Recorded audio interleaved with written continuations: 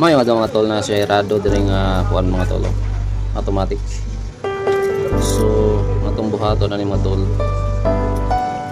Ato ni bungkagon kay naputol ang iyahang crown niya. Nabilin pa gid ang tumoy sa kuan mga tol diri sa iyang makina. So, di natuto siya makuha o di mabungkag ni. Naagi ni siya diri nga sign mga tol. Ano siya diri dapit. Ani, kinahanglan nato ni buntanan.